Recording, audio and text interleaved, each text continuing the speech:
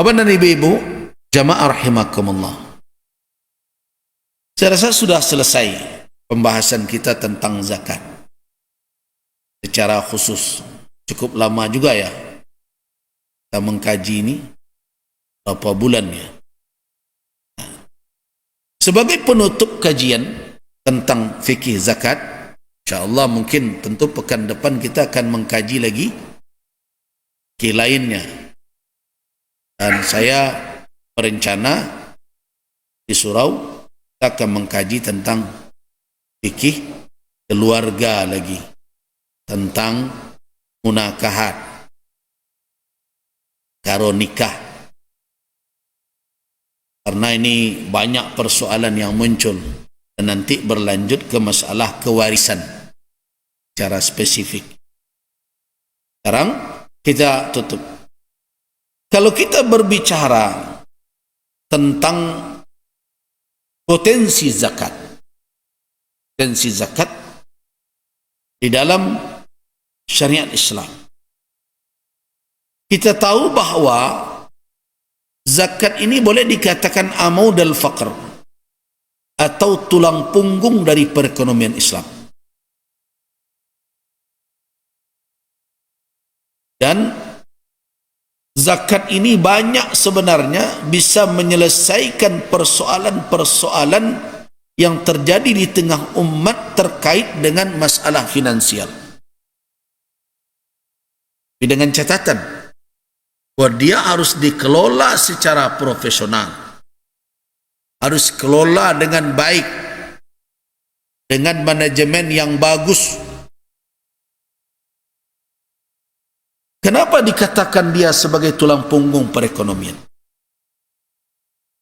Yang pertama adalah kita tahu ketika kita berbicara ekonomi, cara ekonomi yaitu usaha untuk memenuhi kebutuhan hidup manusia, itu kan itu makna dasar.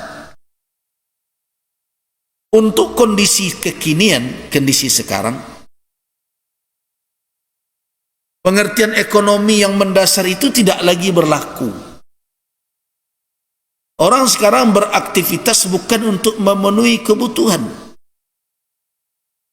tapi lebih banyak dalam bentuk memenuhi keinginan.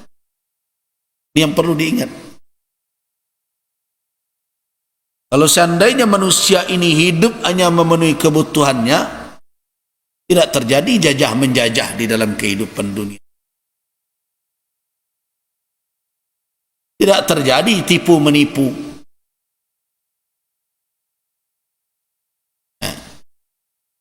Tapi kondisinya sekarang ini sudah mengarah manusia tidak bisa membatasi keinginannya dengan kebutuhannya. Di keinginannya itu tidak bisa dibatasinya dengan kebutuhannya. Seharusnya ingin awak itu kan searah, sebatas kebutuhan awak. Kalau begitu duit nyaman hidup itu. Nantaraga segala nan peralu saja. Tapi kalau nantaraga segala nan ketujuh, yang perlu diingat, so kebutuhan itulah uhad. Ingat ya Bapak dan Ibu, kebutuhan itu ada batas. Sedangkan keinginan itu tidak berbatas. Itu kenyataan itu. Kebutuhan ada batasnya, tapi keinginan tidak ada batasnya. Nah, semestinya kebutuhan yang berbatas inilah yang menjadi batasan keinginan kita. Itu konsep sederhana. Siapa yang bisa hidup seperti itu, hiduplah dia dalam kebahagiaan. Kalau orang tidak bisa membatasi keinginannya dengan kebutuhannya, orang ini tidak pernah akan hidup senang dan bahagia walaupun berlimpah ruah kekayaan. Konsep kebahagiaan itu kan sederhana, cuma payah mengamalkannya. Hidup salah sesuai je kebutuhan awak, senang hidup itu. Tapi kalau hidup memperturutkan kehendak dan keinginan, salero ke dipeturikan, bilo ke habinya. Habinya berantinya nanti ketika terletak di liang lahat baru itu selesai. Nah itu adalah konsep kehidupan dengan fakta yang terjadi. Nah karena manusia sudah hidup sekarang ini dengan keinginannya, maka kalau seseorang sudah hidup dengan keinginan, segala sifat-sifat yang buruk terkait dengan harta melekat pada seseorang. Sifat yang buruk itu amma, ikir, nah, kemudian masuk hasad, muncul ke dalam itu. Kalau sudah hidup dengan keinginan, maka sifat-sifat seperti itu akan muncul. Nah itulah yang terjadi di berbagai belahan dunia ini, sehingga akibatnya apa? Orang akan mulai saling memanfaatkan satu sama lain. Lihat sekarang, manusia memiliki jaringan itu selama bisa dia pergunakan. Kalau tidak perguna lain tidak ada itu. Dalam segala hal. Nah itu juga perhatikan, kalau ada awak harus memilih pertemanan karena bisnis dengan pertemanan karena agama seakidah, ambo bersuo acok kalah dan urusan seagama kau. Urusan pitih lebih kue. Karena itu jangan harap-harap betul orang akan loyal karena alasan yang hak, alasan kebenaran. Saya mengalami terus di dalam hidup.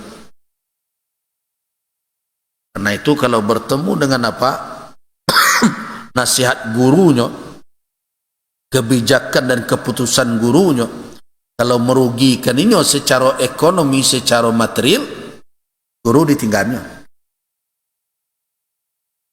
Yang sering terjadi. Nah, dalam kondisi seperti itu, maka yang akan terjadi adalah eksploitasi. Orang-orang yang punya modal kuat, ya, yang modal kuat, akan berkuasa kepada orang-orang yang tidak bermodal.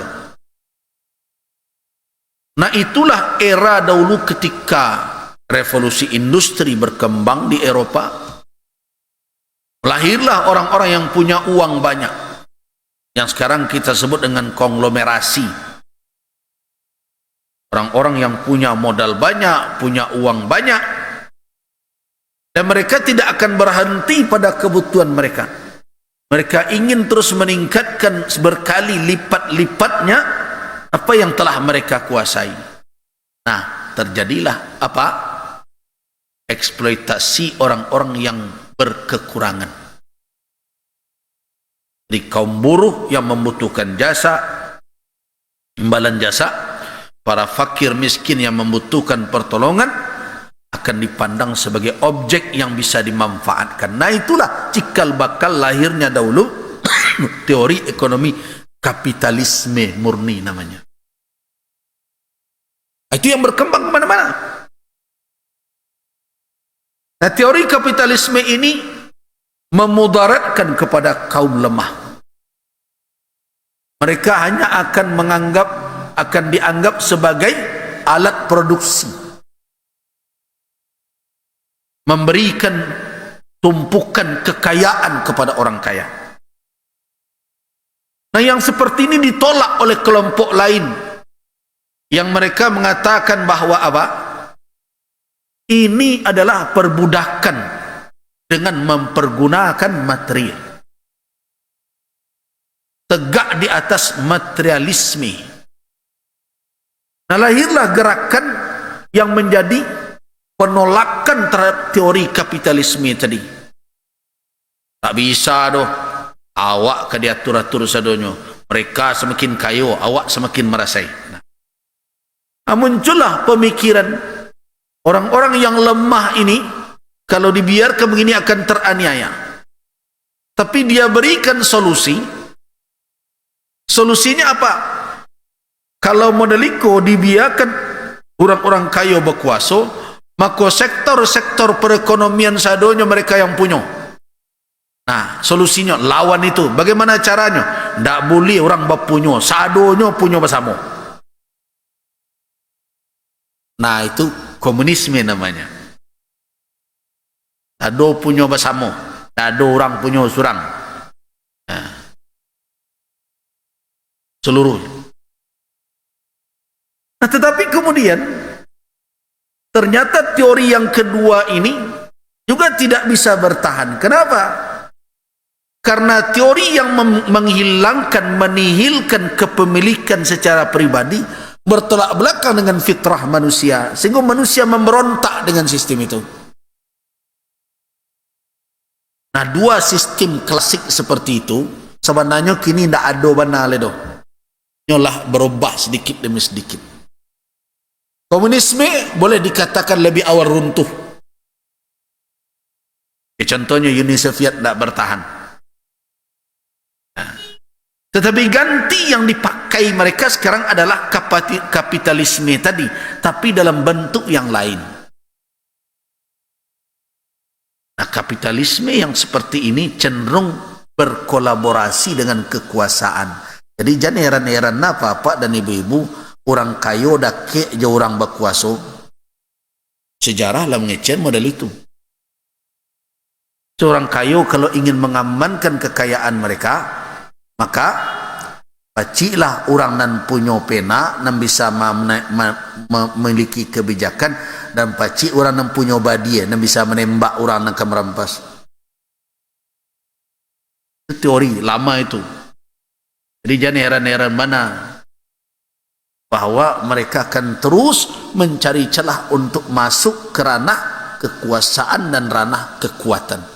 Untuk agunonyo tujuannya amankan kekayaan nambo. Jadi selama sistem kapitalisme liberal itu berlaku, awak akan berharap betul bahwa pemimpin itu akan peduli dengan awak fakir miskin. Jangan terlalu jauh-jauh nak berharap. Nama peduli bukan untuk awak, tapi untuk supaya nya duduk 5 tahun lagi. Kira begitu. Nah, tunggu dulu, kulun selesai. Itu. Jadi, sekarang ketika kita melihat kondisi seperti itu, berarti kapitalisme jelas ada unsur kezaliman. Komunisme jelas ada unsur kezaliman pula. Kenapa? Orang yang berkeringat tidak mendapatkan haknya yang setimpal. Orang dihambat untuk memiliki kepemilikan pribadi walaupun dalam batasan yang itu diperlukannya. Itu bahayanya komunisme. Sadonya punya bersama. Nah, dalam keadaan seperti itu, mulailah orang melirik kepada teori yang dahulu lama ditinggalkannya. Sudah lama ditinggalkannya. Padahal teori atau konsep ekonomi ini menjadi solusi dahulu ketika dunia ini dikuasai oleh umat ini. Apa itu? Ekonomi Islam. Nah, di sini kita lihat peran zakat. Islam tidak berada di pihak kapitalisme yang terus memberi peluang besar-besaran kepada individu untuk menguasai sektor-sektor produksi. Islam juga tidak memberikan kepada suatu masyarakat, komunitas untuk memiliki secara bersama seluruh apa yang dikuasai oleh individu. Islam ada antara itu. Jadi kapitalisme boleh dikecekkan adalah orang-orang yang terus berpihak kepada orang kaya. Kemudian komunisme malah memusuhi orang yang kaya. Islam tidak dalam keadaan seperti itu. Nah, di dalam Islam dijaga. Ada yang menjadi hak individu dan ada yang menjadi hak bersama. Nah, tetapi antara orang-orang yang memiliki kekayaan dengan orang-orang yang berada pada kelas bawah dalam perekonomian, tidak boleh dibuat ada gap. Tidak boleh dibuat ada gap pemisah, jurang yang menganga antara mereka. Nah, disinilah peran zakat. Jadi zakat itu adalah untuk menghilangkan gap, menghilangkan jurang pemisah antara apa? Antara orang yang kaya dengan orang yang berkekurangan. Nah, inilah yang dikatakan oleh Allah Subhanahu wa taala di dalam suratul Hasyr. Perhatikan surah Hasyr ayat 59 ayat 7. Ma afa Allahu ala rasulihi min ahli al-qura falillahi walil rasul walil qurba wal yatama wal masakin wabnis sabil. Apa yang diberikan oleh Allah Subhanahu wa taala berupa fai', baik itu rampasan atau harta yang didapat tanpa seseorang terjun ke medan perang, tapi didapat dari musuh-musuh Allah, musuh-musuh agama Allah. Nah, siapa yang berhak? Lillah, Allah dan Rasulnya.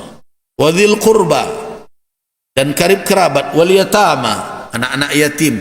Wal masakin, orang-orang miskin. Wabnis sabil, ibnus sabil. Apa tujuannya? Bahwa harta tersebut tidak berada hanya di tangan sekelompok orang. Tujuannya jelas.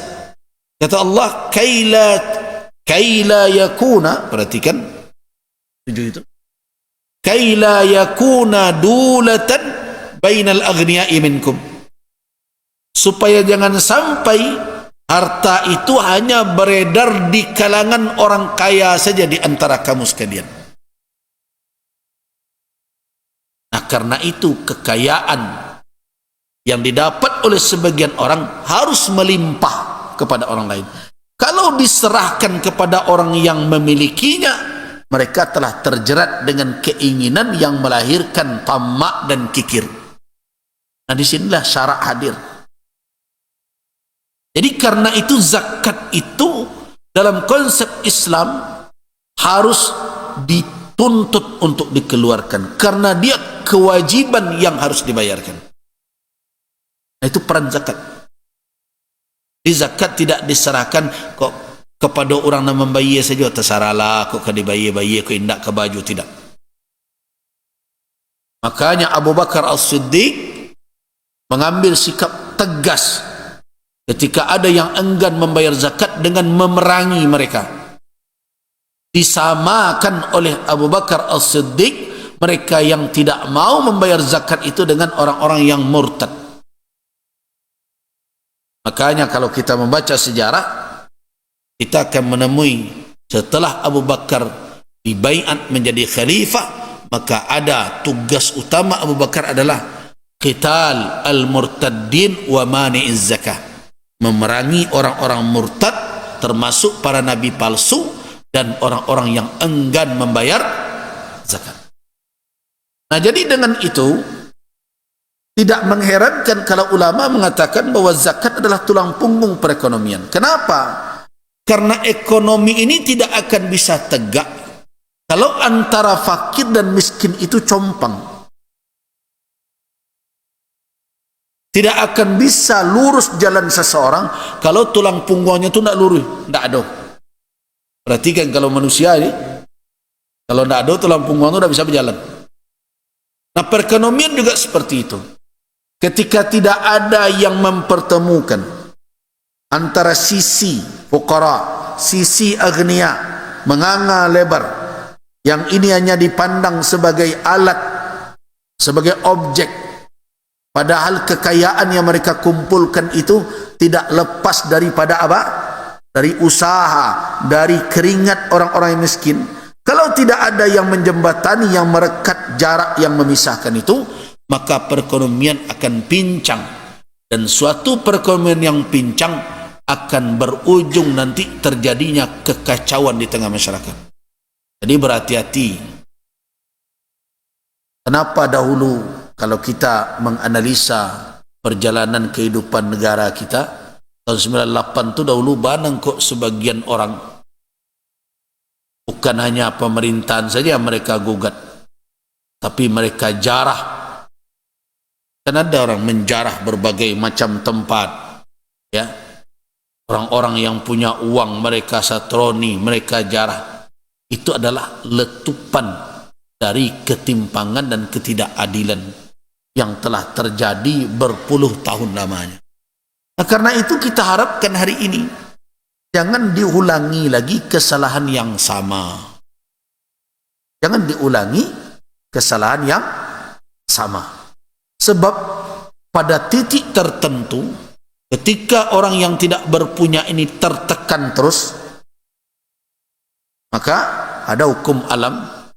Kalau satu benda terus ditekan titik tertentu, dia ibarat bola, ya. Lama-lama ketika dia tidak lagi, apa yang terjadi? Dia akan meletup ke atas. Nah, inilah yang kita khawatirkan. Jadi karena itu sudah saatnya kita kaum muslimin untuk kembali kepada petunjuk syariat kita, agar kehidupan ini betul-betul membawa kepada kedamaian. Nah, itulah konsep dari zakat sebagai tulang punggung ekonomi. Nah, ditambah lagi, Bapak dan Ibu-ibu jamaah rahimakumullah, zakat ini adalah hak Allah, bukan hanya hak fakir miskin saja. Jadi pada zakat itu ada dua hak yang ditunaikan. Yang pertama hak Bani Adam, yaitu fuqara, masakin dan lain-lain yang 8 asnaf itu. Yang kedua juga hak Allah.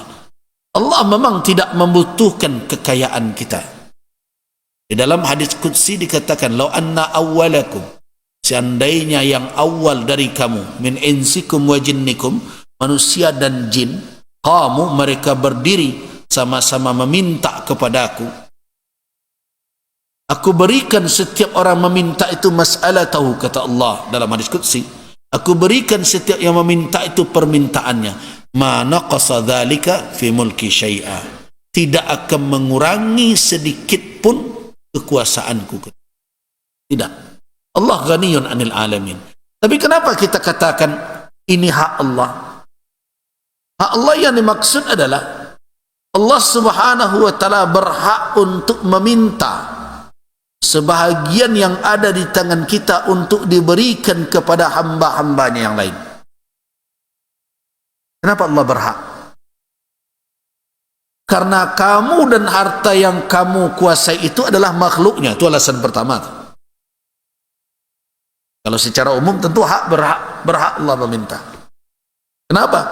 Kita dengan harta yang kita kuasai adalah makhluknya, milik dia. Itu maknanya inna lillahi wa inna ilaihi raji'un, itu dia yang punya. Tapi alasan secara ekonomi, coba perhatikan alasan ekonomis kenapa Allah berhak meminta zakat. Karena ada dari yang menjadi faktor produksi dari kekayaan kita itu yang tidak dalam kuasa kita diberikan oleh Allah Subhanahu wa taala. Ada sebagian yang dikuasakan di Allah. Faktor produksi itu berapa? Satu misalnya lahan. Apalagi modal, taruhlah uang berbagai macam. Kemudian ada lagi amal, usaha. Sudah 3 kan? Okeylah yang 3 ini kita yang menguasai, diserahkan oleh Allah.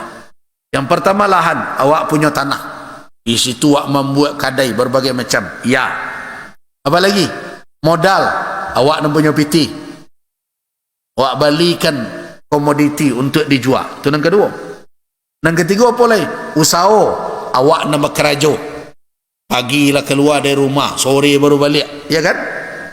Ada cik lain dan awak tak bisa mengah-mengah. Apa kaya? Wakatu. Produksi itu membutuhkan waktu. Awak mendapatkan keuntungan kekayaan membutuhkan waktu. Kalau seandainya lahanlah disiapkan, modallah diadukan, kerajolah direncanakan, baru keluar dari rumah telantak di auto mati, lain jadi gitu. Tidak. Nah, dari faktor produksi itu ada satu yang Allah Subhanahu wa taala tidak berikan kepada kita untuk menguasainya. Waktu itu berjalan dengan kehendaknya. Dia yang menerbitkan matahari dari timur dan menenggelamkannya di barat. Selagi matahari ini masih seperti itu, bumi ini seperti ini pada garis edarnya, maka waktu diberikan oleh Allah. Itu secara umum. Dan dia yang memberikan kamu kesempatan kehidupan. Selagi masih diberikan oleh Allah, kamu berjalan dengan cara itu, kamu masih punya kesempatan untuk mengelola kekayaan. Nah, jadi dari aspek faktor produksi, ego diberikan oleh Allah kita untuk menguasai sementara, tapi cik tak bisa awak kuasai, siapa bisa menguasai nyawanya. Nah, kalau dibagi adil sebenarnya, zakat tu berapa mestinya tu? Kalau dibanding ampek tadi, hak untuk modal lah diagihkan dari labo, untuk lahan lah dapat dari labo, untuk orang bekerja lah dapat dari labo. Tinggal untuk akad tu mesti 25% kok. Ya, kalau orang metong labo kan modal itu. Ko untuk sewa tanah, iko untuk modal, kan labo yang itu. Iko untuk orang kerja, kan demikian. Tiganya, jadi keuntungan itu kembali ke faktor produksi tadi. Tigonya mendapat hak, lahan dapat, modal dapat, alai amal usaha dapat. Tinggal cik waktu tentu mesti lo dapat. So tanpa dia tidak jadi kita bisa berusaha mendapatkan keuntungan. Nah, kalau yang lain, kalau kita berbicara adil, mestinya kita memberikan untuk waktu itu berapa? 25%. Siapa waktu? Siapa yang membuat waktu itu? Kenapa Allah Subhanahu wa taala melarang kita mencela waktu? La tusubbud dahra, kata Allah. Jangan kalian caci-caci zaman, jangan kalian caci-caci waktu ini. Ana dahru, kata Allah, saya yang menciptakan zaman itu. Makanya ndak batu awak mengecek ko zaman edan, ndak ada zaman nan edan tu awak dan ada di zaman itu. Nah, ketika kita kalau memang ingin adil, mestinya waktu dapat berapa? 25%. Nah, ternyata Allah tidak minta 25%. Para diminta Allah 2,5% dari 25%. Coba bayangkan bagaimana sayang Allah lagi kepada kita, orang-orang yang diberikan oleh Allah sedikit kelebihan harta. Jadi dengan demikian, zakat memiliki alasan ekonomi, zakat memiliki alasan syar'i, zakat memiliki alasan rasional. Nah, jadi kalau ada orang yang enggan juga membayar zakat dengan segala alasan yang seperti itu benar-benar adalah orang yang engkar kepada Allah Subhanahu wa taala.